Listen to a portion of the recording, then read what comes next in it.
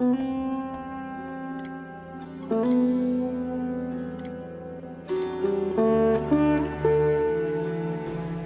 कंजूस थे, एक पे 11।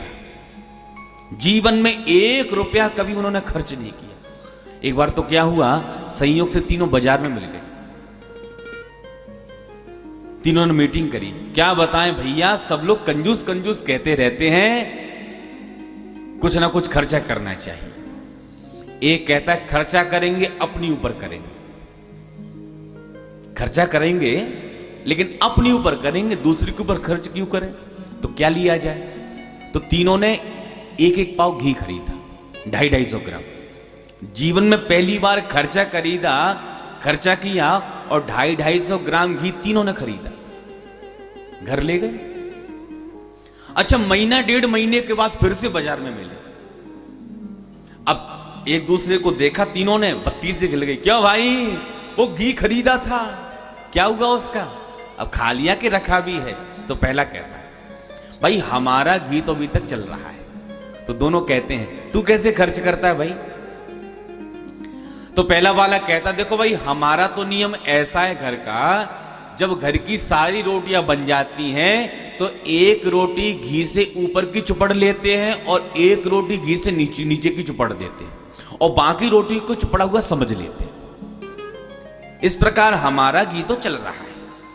दूसरा कहता है हे भगवान, इस महंगाई के जमाने में इतना खर्चा।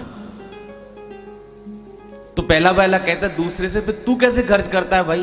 तो दूसरा कहता है देखो भाई, हमारा नियम तो इस प्रकार है, जब घर की सारी रोटियां बन जाती हैं, 1 सलाई घी में डुबाई और बीच रोटियों में चुबो देते हैं, तो ऊपर से लेकर नीचे तक जितनी भी रोटियां हैं सबको घी का स्पर्श हो जाता है।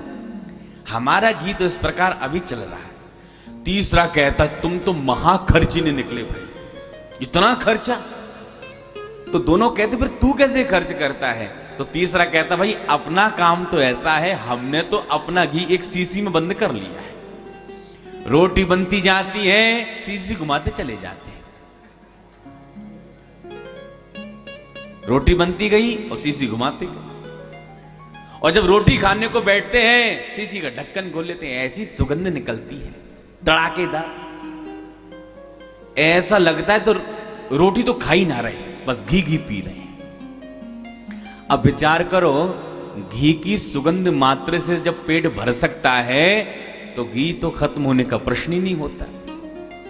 तो देवता लोग स्वर्ग के अमृत को पीते नहीं है, सूंघ सूंघ करके ही काम चलाते हैं। अरे पी लेंगे तो खत्म ही हो जाएगा।